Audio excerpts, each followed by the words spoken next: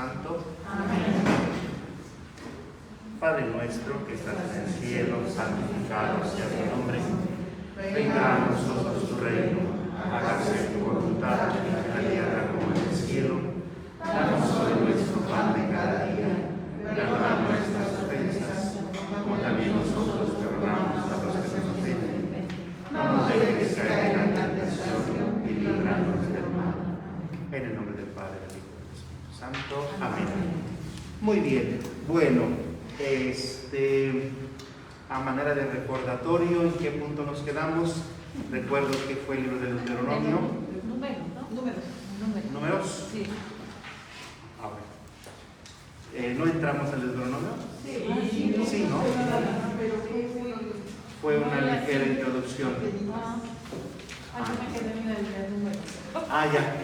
Ok. Hacemos parte de la clase. Sí, la última me parece que hicimos la introducción al Deuteronomio, si no recuerdo mal. ¿Sí? Esa es mi idea, si no nos ubicamos. ¿Sí?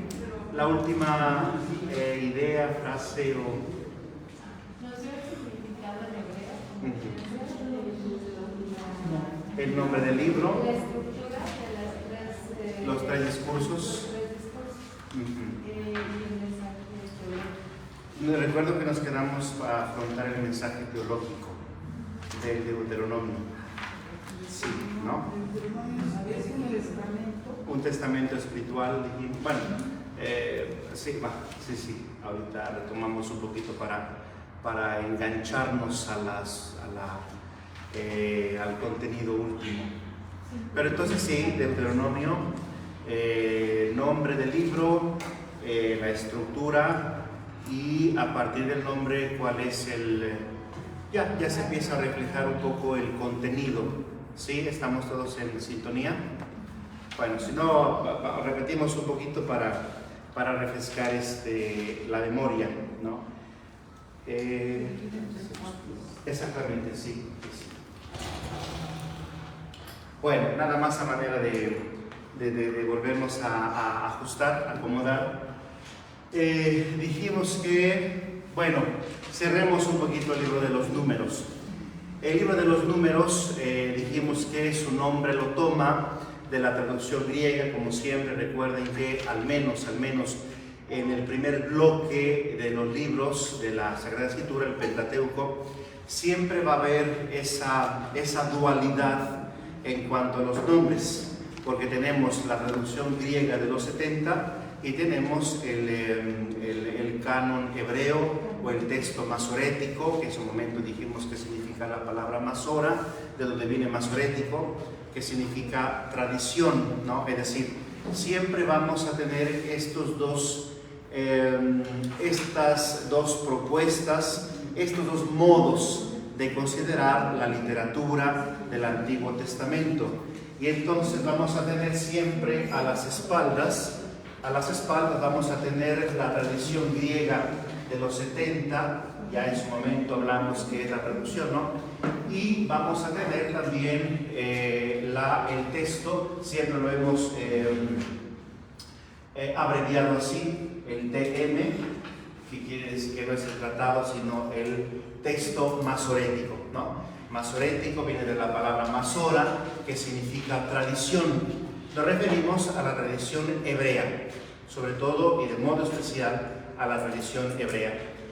Entonces, siempre que afrontamos un libro, sobre todo, repito, del Antiguo Testamento y de modo muy especial del Pentateuco, que es el Génesis, Éxodo, Levítico, Números y Deuteronomio, sobre todo en este bloque vamos a tener que inevitablemente dar estos dos vistazos.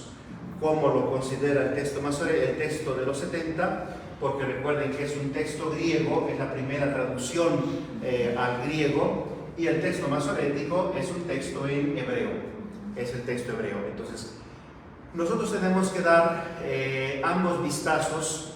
¿Por qué? Porque esta es nuestra herencia. Nosotros heredamos en nuestras Biblias, heredamos la nomenclatura de la tradición griega.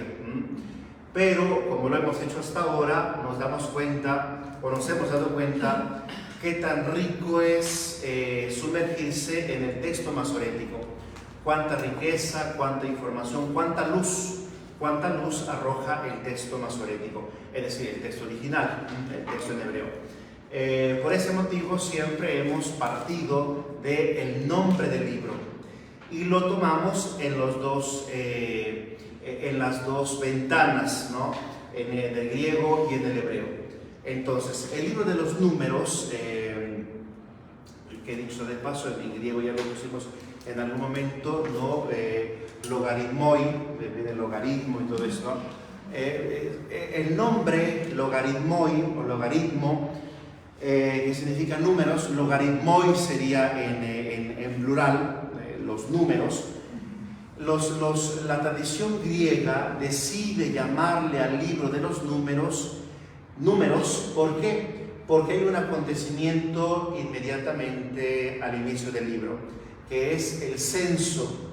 Hay un censo, hay una contabilidad de cuántas personas, sobre todo cuántas están en condiciones de pelear. Recuerden que en el libro de los números, el pueblo de Israel, el pueblo deja de llamarse pueblo para poco a poco convertirse, dijimos, en una edad en hebreo, edad, que significa comunidad. Es cierto, significa comunidad, pero recuerden que edad habla ya de una comunidad estructurada, una comunidad, por decirlo así, entrenada, disciplinada, preparada. Ya no es el pueblo, la masa esa que va caminando, no. Edad da el sentido de contingentes, como de una formación militar,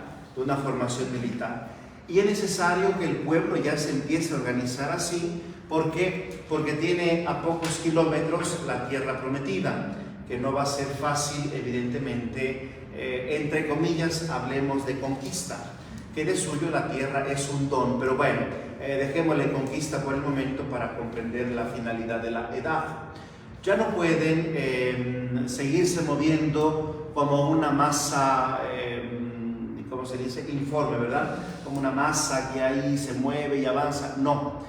En el libro de los números, este grupo, este pueblo, ya se alinea, se forma, y entonces necesitan hacer un censo para ver cuántos están en condiciones de afrontar una pelea, cuántos niños, mujeres, todo eso, ¿no? Bueno, ese acontecimiento es el que va a llevar a los traductores de la 70 a llamarle libro de los números, por el tema de la contabilidad de la gente. No así la tradición masorética o el texto masorético, el canon hebreo. Yo ya dejé de traer mi Biblia hebrea, pero la volveré a traer al menos para tener estas dos referencias. El texto hebreo le llama a este libro, no le llama libro de los números, le llama Bemidbar. Sí, ¿verdad? Sí, Bemidbar.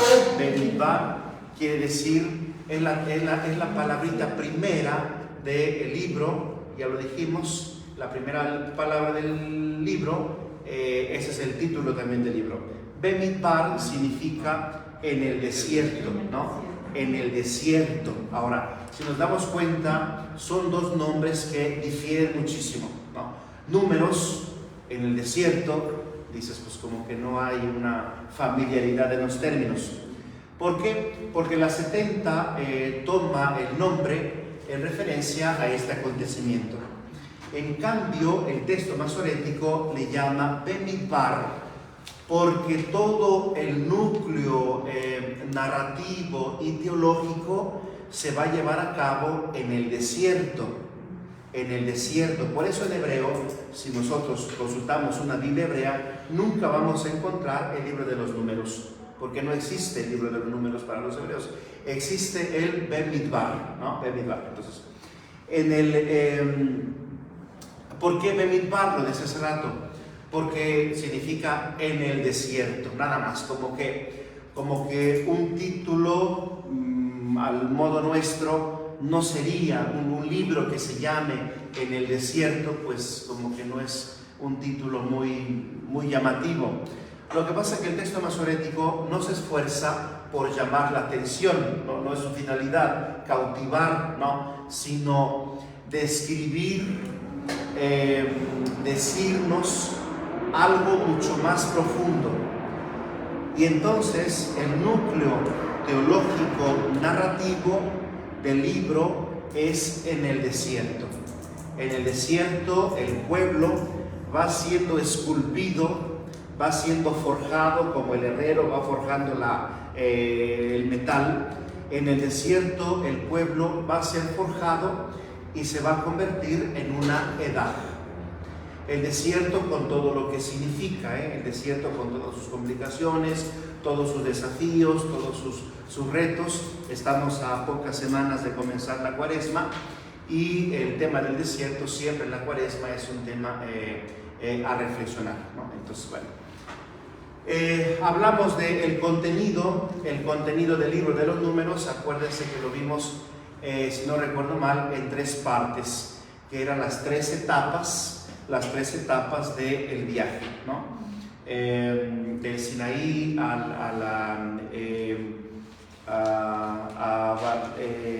se me fue el nombre. Bueno, del Sinaí a Cades Barnea, de Cades Barnea más adelante, y la tercera etapa los pone ya casi frente a las estepas de Moab, ya muy cerquita de la tierra prometida. El contenido del libro de los números, entonces, es en movimiento. Son 3 etapas en las cuales el pueblo, ya la edad, ¿no? Los contingentes, llamémoslo así, los contingentes se van moviendo en 3 etapas distintas hasta llegar a las estepas de Moab, ya las fronteras ahí con Canaán, la tierra prometida. Hablamos de la estructura, hablamos, me imagino que debimos de haber hablado de el mensaje teológico del libro de los números, porque recuerden que cada libro lo hemos apuntado así: el nombre, la estructura, el contenido y el mensaje teológico. Como lo debimos de haber dicho en algún momento, el mensaje teológico es la esencia, es el jugo del libro. ¿Qué cosa nos quiere decir toda esta trama, toda esta historia, todas estas narraciones? ¿Qué cosa nos quieren decir en realidad? Sí, debimos de haber visto el mensaje teológico, me imagino, ¿verdad? ¿O no? ¿Eso no lo vimos? ¿Puede hacer el censo? No, el censo es el acontecimiento, lo vamos a decir así: el censo es el acontecimiento que pone en movimiento todo el libro, porque va a ser a partir del censo que se agrupan, se forman y comienzan a avanzar. El censo es lo que le va a dar movimiento a todo el libro, el acontecimiento que mueve, que impulsa. Pero bueno, si no lo vimos, ahorita lo tocamos. ¿Qué cosa nos quiere decir el libro de los números con todo este movimiento, con toda esta formación prácticamente militar? El libro de los números pone su acento especial sobre Yahvé como Dios fiel a la alianza y lleno de amor y de misericordia. Recordemos que en el libro de los números, sobre todo en la última parte, se va a vivir un drama muy particular. Un drama que no solamente ha marcado el libro, sino toda la historia de la salvación. Acuérdense que en la última parte del libro de los números, el pueblo comienza a caer en desesperación, en desánimo.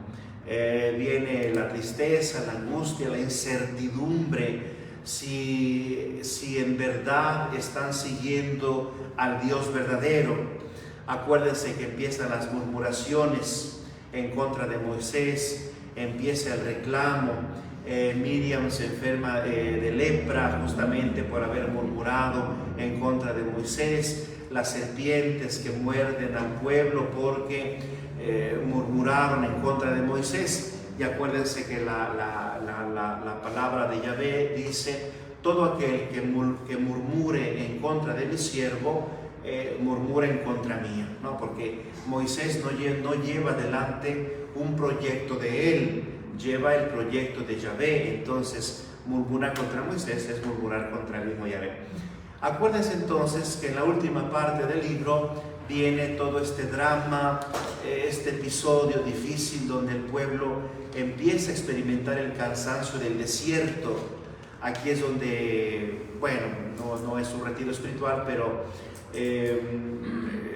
nuestra vida suele ser en momentos, episodios desérticos, y todos, absolutamente todos, en algún momento nos hemos cansado, nos hemos fastidiado, nos hemos desanimado, y por qué no decirlo, en una fe madura, por qué no decirlo, muchos hemos puesto en duda si Dios estará en este episodio concreto de nuestra vida, ¿no? En las dificultades, en las enfermedades. No es una falla únicamente histórica del pueblo, es una historia que se repite en la vida, en la experiencia humana. El desierto cansa. Cuando Dios aparentemente está en silencio, uno dice, ¿y dónde está? ¿Será que llevamos el rumbo? ¿Será que es esta la dirección? Porque ya no escucho nada. Bueno, en esta tentación y en esta experiencia es fácil que caigamos en la murmuración, en el desánimo. El pueblo lo experimenta y sufre una serie de acontecimientos adversos, como enfermedades, repito, la lepra de Miriam, la mordedura y tantas otras cosas. Ante estos episodios, de aquí fluye el mensaje teológico. El libro de los Números nos deja ver que Dios, Yahvé, Antiguo Testamento, que Yahvé es el Dios fiel a la alianza. Es un Dios fiel que independientemente de la murmuración, del desánimo del pueblo, Él siempre se va a mantener fiel. Entonces, ¿qué cosa nos quiere decir el libro de los Números? Que Dios es fiel. Independientemente de cualquier cantidad de murmuración que pueda haber, Él sigue siendo fiel. Bueno, vamos a poner, nada más tenemos un color, ¿verdad? Déjame ver si hay otro. No, bueno. ¿Qué cosa nos quiere decir en el fondo el libro de los Números con todos estos episodios? Que Dios es fiel, que Él nunca se va a echar para atrás. Luego, ese Dios fiel muestra su fidelidad. ¿De qué modo muestra su fidelidad? Siendo paciente, siendo misericordioso. La paciencia y la misericordia de Dios son la expresión de su fidelidad. Cuando uno es fiel, tendría entonces que ser paciente, misericordioso, atento, porque lo vamos a poner en términos teológicos, providente, la providencia de Dios. La providencia entendida como la atención y el cuidado que Dios pone del pueblo o en el pueblo a pesar de todos estos episodios difíciles y dramáticos. Es fiel porque es paciente, es misericordioso y es providente. El desierto exige mucho. El desierto, hablo del desierto, sí, quizá lo que se nos venga a la mente inmediatamente es el espacio físico, ¿no? Pero yo me refiero más bien al desierto espiritual, ¿no? Al desierto de la vida. El desierto es exigente, donde nos vamos forjando como personas, donde vamos forjando el carácter, donde se forja la fe. Es un desierto y es exigente y Dios lo sabe. Por eso, en ese ambiente exigente, Él no deja de mostrarse paciente, no deja de mostrarse misericordioso, no deja de mostrarse providente. Porque en ese espacio difícil podemos fallar, podemos murmurar, podemos desanimarnos. Y ante el desánimo, la murmuración y las infidelidades que pudieran surgir, Dios responde siempre con providencia, con misericordia y con paciencia. Bueno, luego, otro punto del mensaje teológico es que el libro nos deja ver que Dios es un Es un guerrero. Es un guerrero. Hay otra palabrita, déjame ver si me acuerdo. Es un guerrero, es un capitán. Es un capitán. Bueno, que capitán nos remite más al tema del navío, ¿no? De la mar, que del Antiguo Testamento, perdón. En el Nuevo, un comandante, exactamente, gracias, un comandante, ¿no? Que decía entonces que capitán tampoco le cae mal, porque acuérdense que en el Nuevo Testamento habrá muchos temas relacionados con la barca, el mar, el agua y todo esto. Entonces es un capitán, es un guerrero, es un comandante, es uno que va abriendo camino, él va adelante, va dirigiendo siempre las batallas. Es el que dirige las batallas del pueblo y nuestras batallas. Es él el que las pelea. Eso nos quiere decir el libro de los Números. Nosotros somos una edad, ¿no? Somos soldados, queremos colaborar con él, pero él es el capitán, él es el que dirige todo esto. A propósito de ahora que hablamos de agua, de mar y de todo esto, el domingo pasado leíamos un texto más o menos de estos, ¿no? Cuando Jesús llama a los 4 hermanos, ¿no? Pedro, Santiago, y les dice, yo los haré pescadores de hombres. Él es el capitán, él es el que lleva la pesca en realidad. Pero bueno, abrimos un paréntesis rapidísimo. Cuando Jesús dice que los hará pescadores de hombres, ¿ustedes qué se imaginan? ¿Qué tipo de pesca se imaginan? ¿A qué se refiere Jesús? Las almas de los... La evangelización. Las almas del ser humano. Las almas. Su corazón, lo interno, no lo externo, lo interno. Hacerse cargo de lo interno. Del alma de los demás. Atraer a los demás. Conversión, perdón. Conversión, transformación. Darles a conocer a Dios. Darles a conocer lo que no conocen, a Dios. Seguirlo en sus enseñanzas, ¿no? Seguirlo, hacer seguidores de Jesús. Bueno, aquí tocaron el binomio que se tocó el domingo pasado.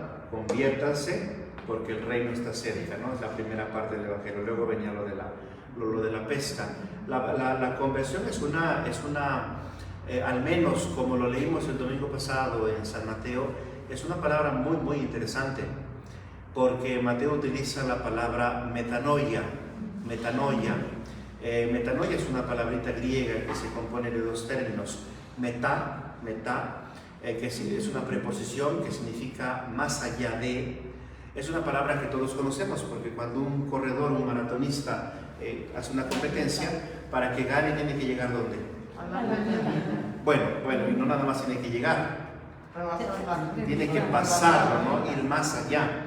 La preposición griega metá significa eso, más allá de.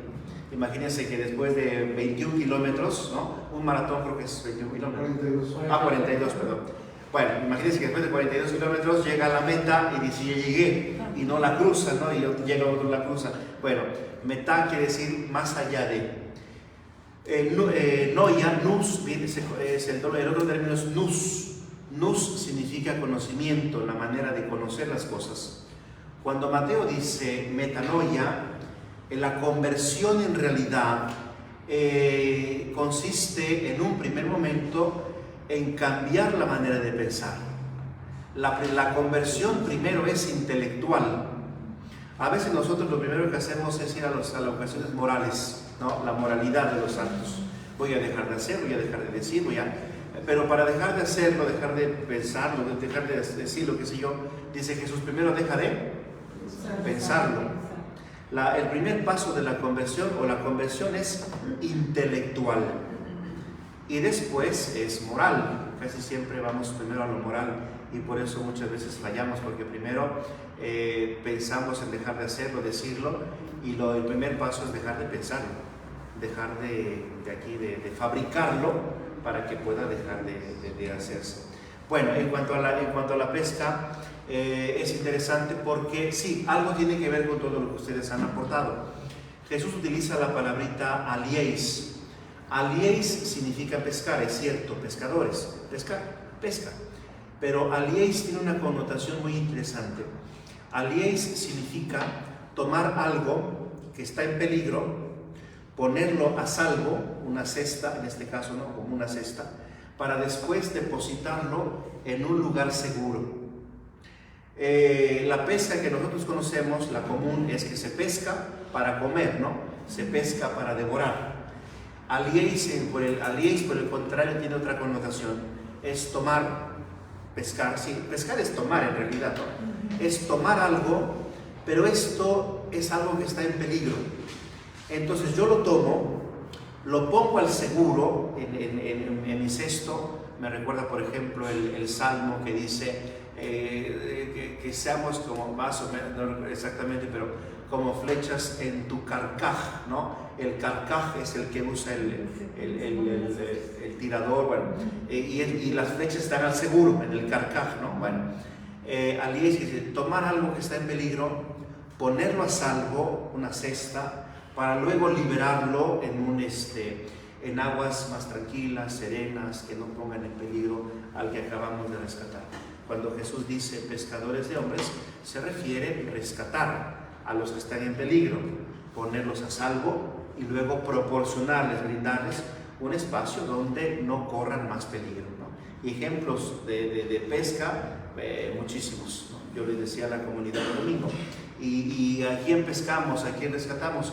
Pues empecemos por rescatar a aquellos que están siendo difamados, los que están ahogándose en la boca de los demás, ¿no? Ahí es donde nosotros podemos ser grandes pescadores. Cuando alguien nos va a hablar mal de otra persona, en ese momento tenemos que actuar como pescadores, no como devoradores. Es un ejemplo muy particular, ¿no? Pero se puede aplicar a muchas realidades de la vida. ¿A cuántos hermanos no hundimos con un comentario, con una crítica, con una cosa de estas? Ahí es donde tenemos que ser pescadores. Y le decía a la comunidad, porque un día también nosotros vamos a necesitar que alguien nos rescate de la boca de los demás. Y cuando nosotros lo hacemos con alguien, bueno, que Dios nos garantice que alguien también nos pueda rescatar de las olas rabiosas de la crítica y la difamación. Bueno, decíamos entonces que el mensaje teológico del libro nos quiere mostrar al menos estos dos aspectos: la fidelidad de Dios y la fuerza de Dios. Es Él el que pelea nuestras propias batallas. Nosotros le colaboramos, pero es Él el que pone toda su fuerza, su inteligencia.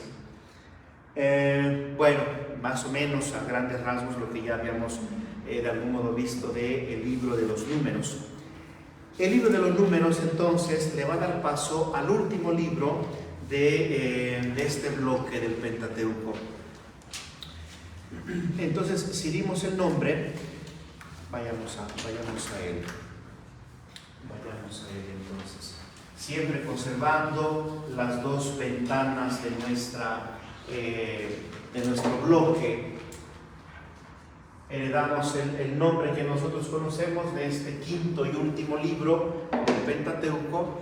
Lo heredamos de la 70. La 70 le llama Deuteronomio, así lo conocemos nosotros. Deuteronomio, es una palabra griega, evidentemente, traducción griega, palabra griega, que significa, bueno, da el sentido de deuteros, quiere decir del griego duo, que significa dos, en este caso deuteros, segunda, nomos, ley, deuteros, nomos. La versión griega le llama así, como la segunda ley, más o menos. La segunda ley, ahorita vamos a ver por qué. Pero el texto hebreo, la tradición masorética, no le llama segunda ley, sino que le llama Elej Ha-Devarim. Elej, lo voy a poner aquí porque como es largo no le va a caber acá. Elej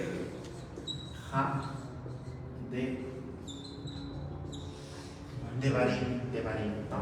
Elej Ha-Devarim. ¿Qué cosa quiere decir esa expresión? Bueno, significa estas son las palabras. Estas son las palabras. El es un demostrativo, estas. Este es un artículo, las, plural, devarim, palabras. Davar, la palabra, ¿no? Plural siempre termina en in, devarim. Estas son las palabras. Por lo mismo, como les he dicho en otras ocasiones, si nosotros tomamos una Biblia hebrea, no vamos a encontrar jamás el libro del Deuteronomio, porque para ellos no se llama Deuteronomio, sino el Devarim. Para nosotros puede ser un nombre largo, y repito, como título un poco atractivo ponerle a un libro estas son las palabras, pero como los he dicho en otras ocasiones, es necesario meternos un poquito en los zapatos de la cultura, de las culturas orientales para comprender estas connotaciones. Sí. Perdóneme la pregunta. Sí.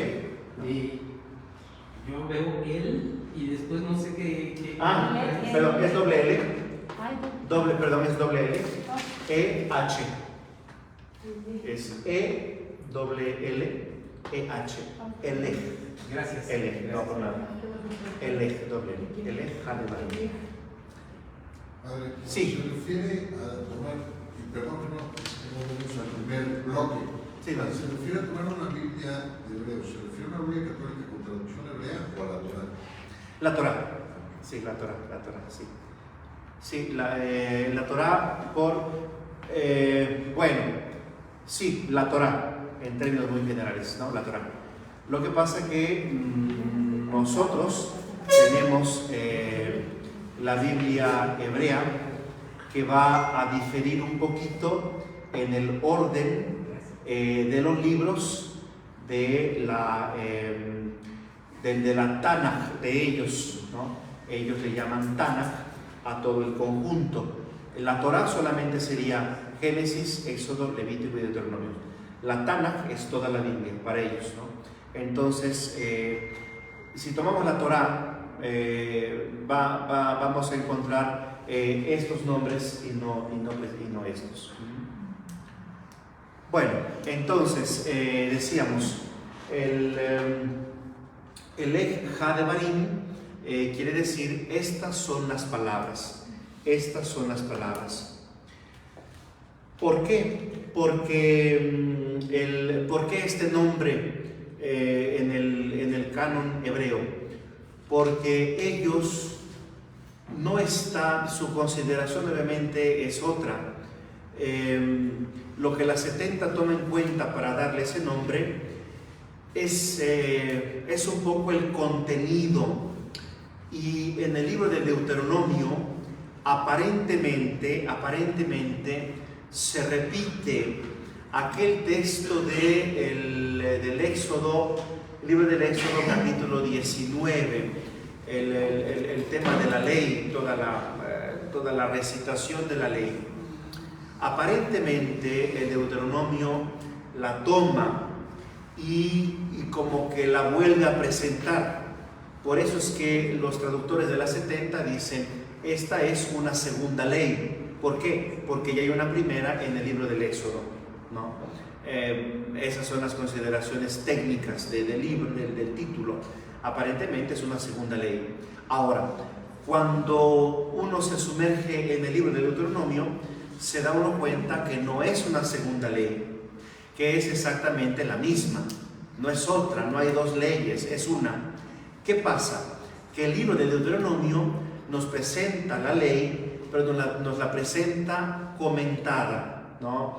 Lo que hace Moisés, dijimos en la última clase, lo que hace Moisés es, con toda su experiencia, ya es un anciano, ya es de edad avanzada, lo que hace el libro del Deuteronomio es comentar aquella ley que el pueblo recibió. Pero lo hace de un modo muy particular. Lo hace utilizando la famosa, se me acaba de borrar la palabra, parénesis. No sé si recuerden en la última clase que hablamos de esta palabrita. La parénesis quiere decir exhortación. Exhortación. Una parénesis es una exhortación. Entonces, es la misma ley, exactamente la misma, pero con ese trasfondo parenético. Lo voy a decir así.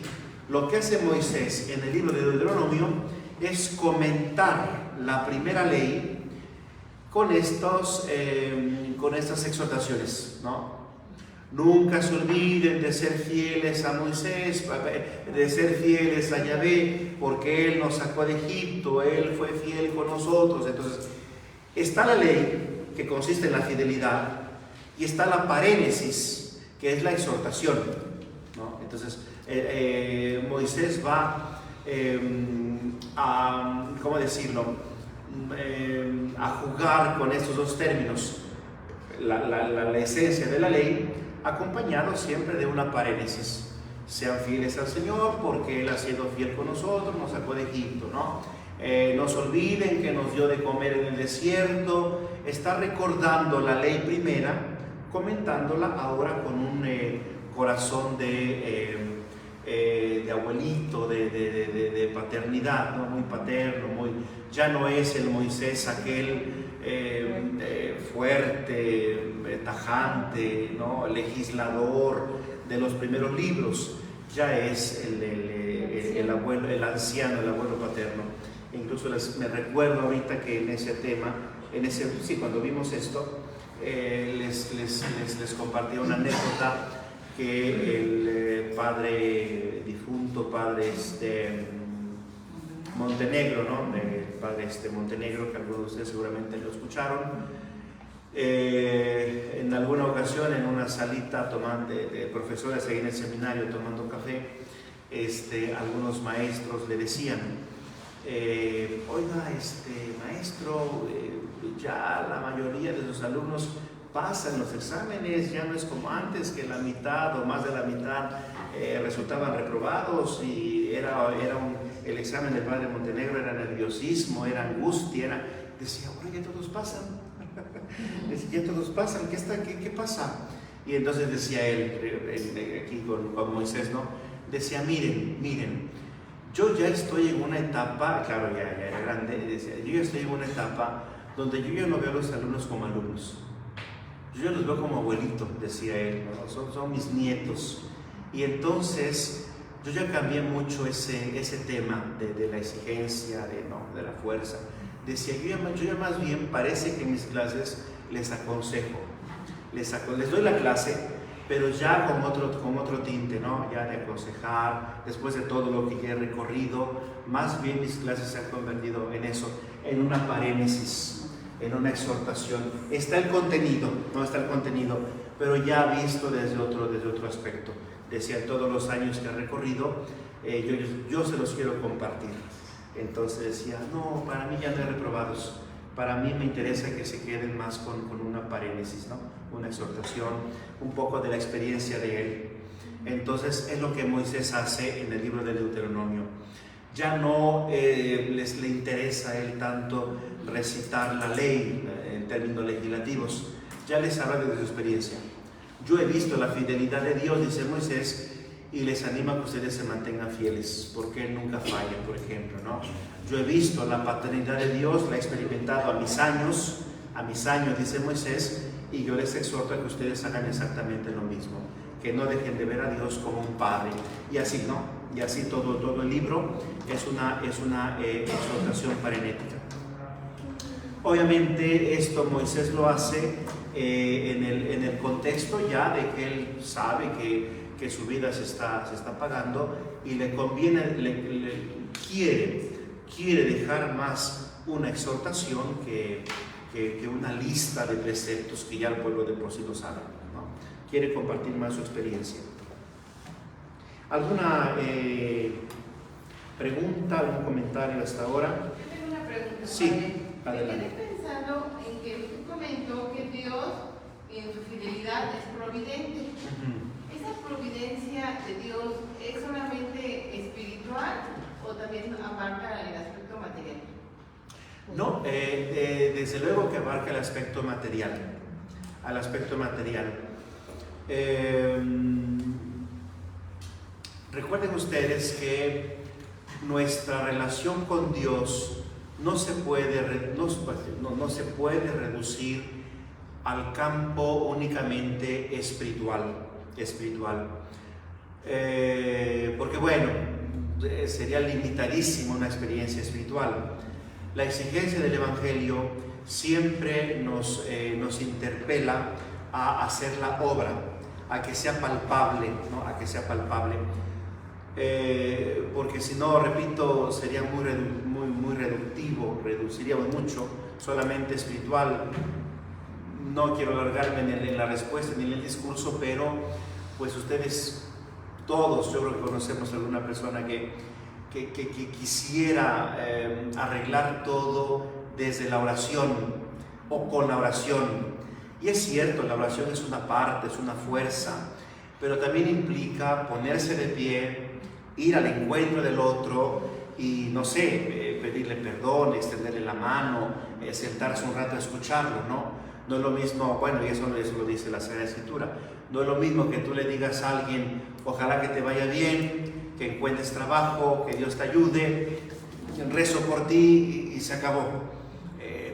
Sí, es la parte espiritual, la oración, ¿no? A decirle en qué te puedo apoyar. Mientras la cosa mejora, se compone, ¿no? ¿En qué te puedo ayudar? ¿Te falta algo? ¿Te puedo socorrer en algo? Y entonces, inevitablemente, tiene que entrar la parte material, ¿no? No, pues que sí, mira, en este momento lo que me ayudaría muchísimo es esto. Bueno, están mis posibilidades, ahí está.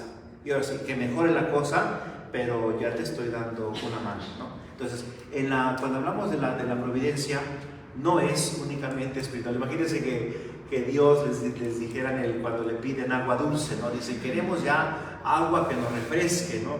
Y que Dios dijera, bueno, pues, no sé, voy a rezar por ustedes para que pronto tengan agua, ¿no? No, dice, a ver, golpea esta roca. Además que hay un simbolismo teológico, hay otra cosa, los padres de la iglesia hablan en este símbolo, hablan de los sacramentos, pero bueno, es la parte sacramental. Pero Dios pone la solución, el remedio en ese momento a la parte material. Ya nos hartamos del maná, que aunque el libro del Éxodo dice que es dulce como la miel, el libro de los Números lo desmiente porque dice es masa. Y ya nos chocamos y ya nos hartamos, ¿no? Bueno, queremos carne, queremos otra cosa. Bueno, vienen las codornices, ¿no? Asaditas con limón, o no sé cómo las habrán comido, pero algo que cambia el gusto, ¿no? Entonces, la providencia es material también. Gracias. Sí, por nada. ¿Algo más? ¿Algún otro comentario, pregunta? ¿No? Bueno, entonces, vayámonos entonces a la estructura. La estructura es relativamente sencilla porque o al menos nosotros vamos a asumir la estructura sencilla, fácil y digerible para una lectura ordenada. Recuerden que siempre la estructura de un libro nos va a ayudar a organizar nuestra propia lectura. No es lo mismo leerlo así de corrido que leerlo ya con estas orientaciones. Lo vamos a organizar en 3 partes, al menos las partes esenciales, que corresponden a los 3 discursos de Moisés. Las 3 partes engloban los tres discursos.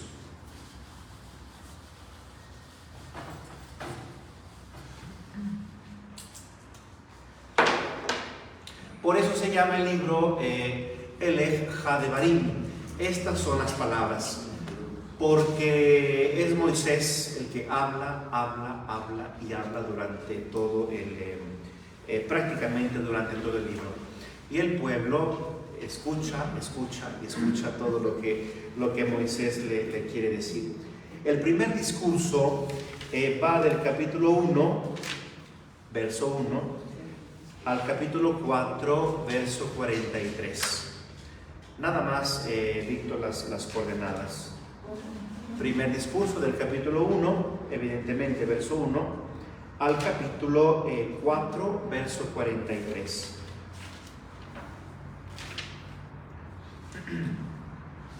¿Qué cosa hace Moisés en este primer discurso? Moisés, haciendo una mirada retrospectiva, es decir, en este primer discurso, Moisés mira hacia atrás, todo lo que ha recorrido con el pueblo, todo lo que ha vivido, las hazañas.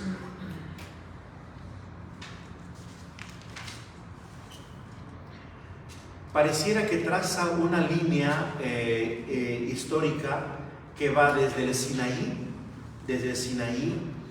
El Sinaí, acuérdense que va a ser el lugar por excelencia de la ley, desde el monte Sinaí hasta las estepas de Moab, justamente donde se encuentran.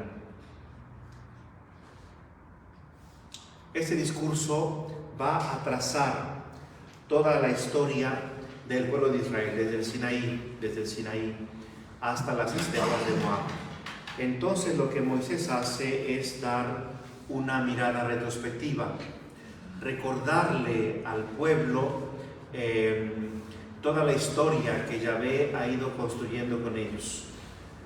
Recuerden que el pueblo de Israel, el judaísmo en particular, es un pueblo que tiene muy en cuenta la historia.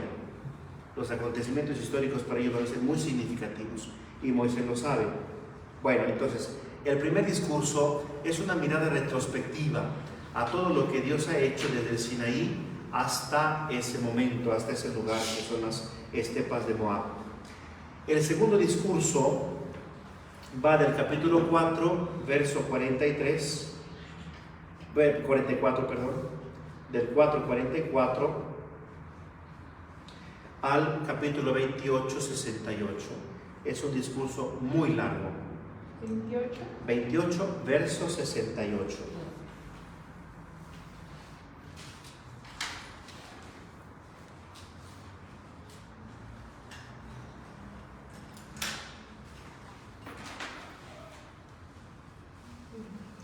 En este discurso, lo que Moisés hace es comenzar a plantear lo que decíamos aquí, pero bueno, las parénesis, las exhortaciones. Es un discurso largo. Bueno, Moisés prepara el terreno, primero con una visión retrospectiva, primer discurso, y luego en el segundo y larguísimo discurso vienen las exhortaciones. Es un discurso que está, llamémoslo así, plagado de exhortaciones a la fidelidad, a la paciencia, a la santidad, al culto. Moisés está preocupado porque el pueblo de Israel, el pueblo no se aparte de las prácticas de fidelidad a Yahvé. Los papás o las mamás, cuando salen y van a tardar, digamos, de viaje o de mandado, qué sé yo, dejan grandes parénesis, no a los hijos, sino, es decir, exhortaciones, y lavan los trastes y barren acá y esto y lo otro, ¿no? Eso se llama parénesis, es decir, exhortaciones que mantengan el orden. Moisés es lo que hace en el segundo discurso. Que no se olvide de qué tipo, más o menos la idea. Perdón. Que le plantea las paréntesis al pueblo para que éste no se olvide. Sí, no se olviden de todo lo que Dios ha hecho por ellos, y no olvidándose de eso, es decir, no se olviden de qué, de la ley, de lo que Dios ha instituido con ellos, ¿no? Que no se olviden de la ley que Dios ha querido establecer con ellos. Porque no olvidándose de ella, si el pueblo no se olvida de ella, se van a ser garantes de la fidelidad, de la paciencia y de la misericordia de Dios. Es justamente en el libro de Deuteronomio cuando al pueblo de Israel, los demás pueblos, las demás naciones, le llaman, ¿cómo le llaman? Este verdaderamente es un pueblo sensato, es un pueblo sensato. Los pueblos de alrededor, las naciones de alrededor, ven a Israel y dicen, como pueblo, y dicen, este es un pueblo sensato. ¿De dónde viene su sensatez? De que siempre observa la ley. La sensatez, la sabiduría de un pueblo viene de la fidelidad a Dios. Israel en un tiempo despuntó y se dio a reconocer por eso. Tanto que, repito, los pueblos, las naciones de entorno decían, este pueblo le va bien, está en paz. ¿De dónde les viene esta prosperidad? Y decían ellos, porque somos fieles a la ley. Entonces, la exhortación de Moisés, las parénesis de Moisés van en esa línea. Sean fieles, no se olviden de la ley que han establecido, que Dios ha establecido con ustedes, y nunca les faltará la fidelidad, la paciencia, la misericordia, la providencia de Dios. Si ustedes son fieles, Él permanecerá siempre fiel. El tercer, en cuanto a los discursos, el tercer y último discurso va del capítulo 28, verso 69, 28-69, al capítulo 30, verso 20. Capítulo 28. Verso 69 y termina en el 30, verso 20.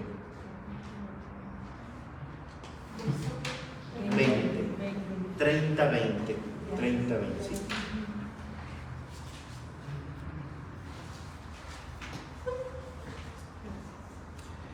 ¿Qué cosa contiene este tercer y último discurso? Si el primer discurso es una visión retrospectiva, es ver hacia atrás para ver todo lo que se ha construido, el segundo son exhortaciones para conservar todo lo que ya se ha ganado, ¿no? Las exhortaciones. El tercer discurso invita, tiene un contenido histórico salvífico. Aquí ya entra la palabra salvación. Histórico salvífico. Ahorita vemos qué cosa es este binomio. El primer discurso es retrospectivo. Veamos hacia atrás para no perder el ánimo. El segundo es exhortativo. Los exhorto a que conserven todo lo que se ha hecho. El tercero es histórico salvífico. ¿Qué cosa quiere decir esto? Que viendo hacia atrás, porque esa es historia, ¿no? Ver hacia atrás. Viendo hacia atrás, considerando el presente con sus exhortaciones, todos estos dos elementos se proyecten hacia adelante, hacia la salvación, porque la salvación obviamente siempre está hacia adelante, es algo a alcanzar, es algo a conquistar. Entonces, que todo lo que ya hemos hecho, lo hemos trabajado con Yahvé, las exhortaciones de Moisés impulsen al pueblo a alcanzar esa salvación. Y entonces entra ya el término salvación. Salvación es un término que nos debe de proyectar siempre hacia el futuro, hacia adelante. Pero la salvación solamente se puede alcanzar cuando no nos olvidamos de lo que Dios ha hecho, nos esforzamos por cumplir lo que nos pide, y esas dos fuerzas nos impulsan a alcanzar lo que nos promete. Yo creo que así podemos formular este tercer discurso, ¿no? Viendo lo que Dios ha hecho por nosotros, conservando lo que nos pide, cumpliendo lo que nos pide, alcanzaremos lo que nos promete. La salvación futuro.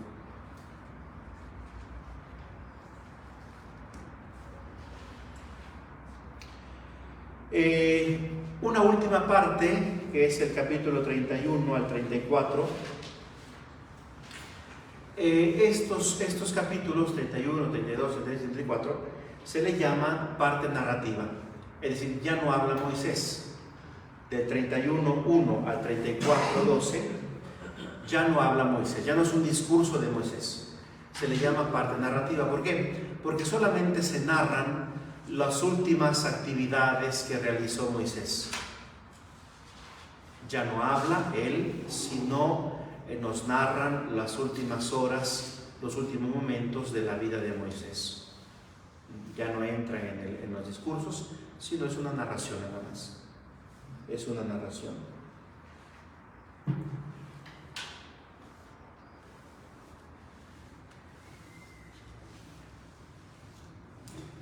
Es una narración.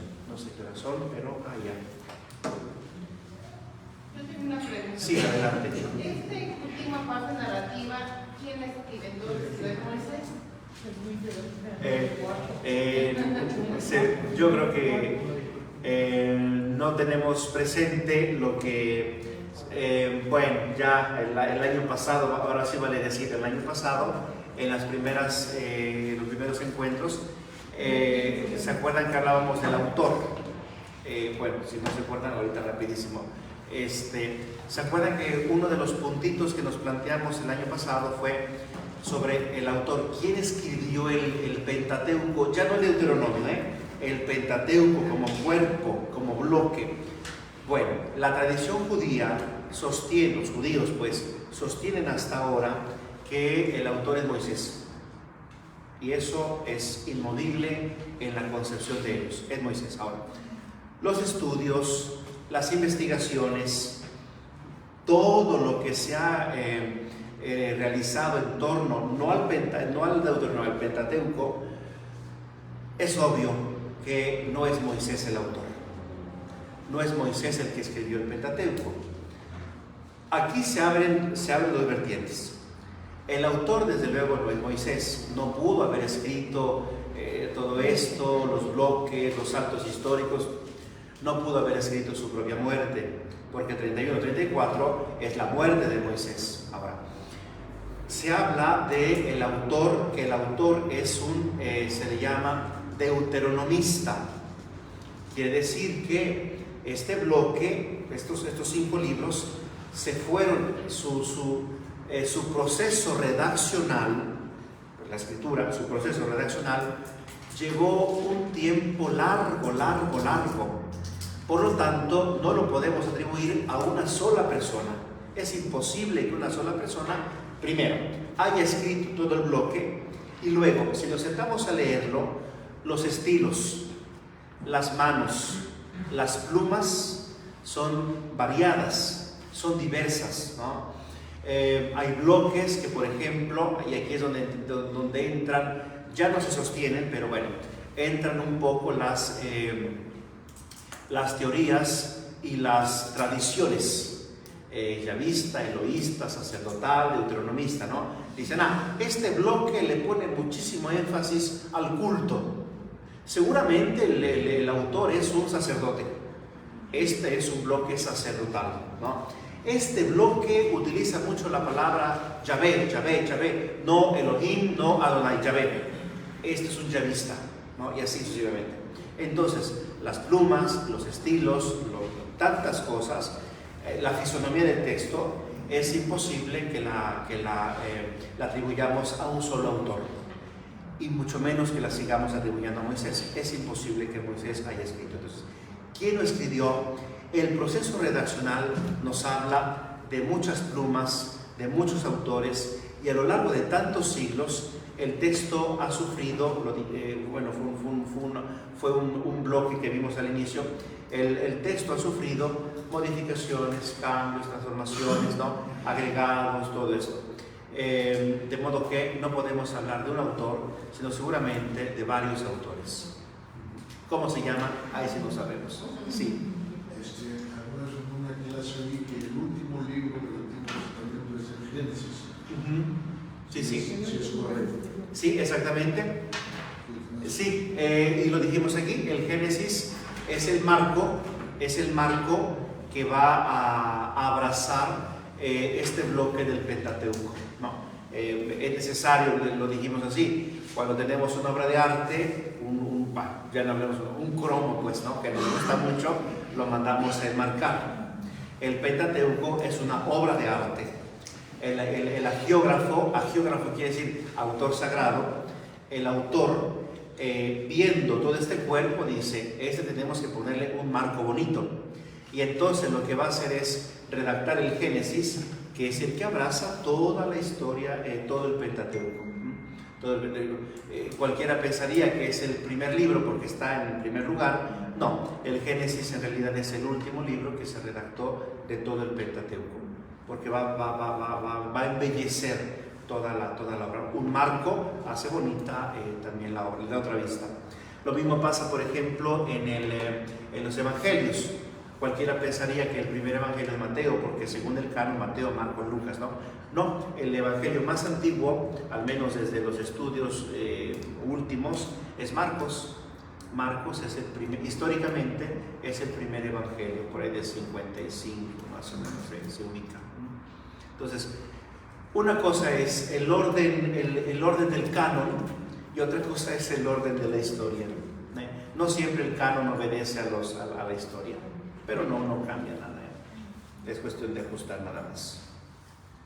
Bueno, si gusta le dejamos aquí y la próxima semana cerramos el Pentateuco justamente con el mensaje teológico. ¿Qué cosa nos quiere decir esos 3 discursos? Y bueno, cerramos y si nos da tiempo abrimos lo que sería el segundo bloque, que es libros históricos y el apasionante e interesante libro de Josué, ¿no? Es el que sigue Josué. Ya desde el nombre nos podemos pasar una noche. Joshua y el juego de palabras y todo eso. Último, Sí. ¿nos recomienda leerlo antes o leerlo después? Siempre le recomiendo una primera lectura para familiarizarse. No le vamos a entender inmediatamente, pero tenemos una familiaridad, ¿no? Al menos para familiarizarse. Bueno, muchas gracias. Gracias, padre.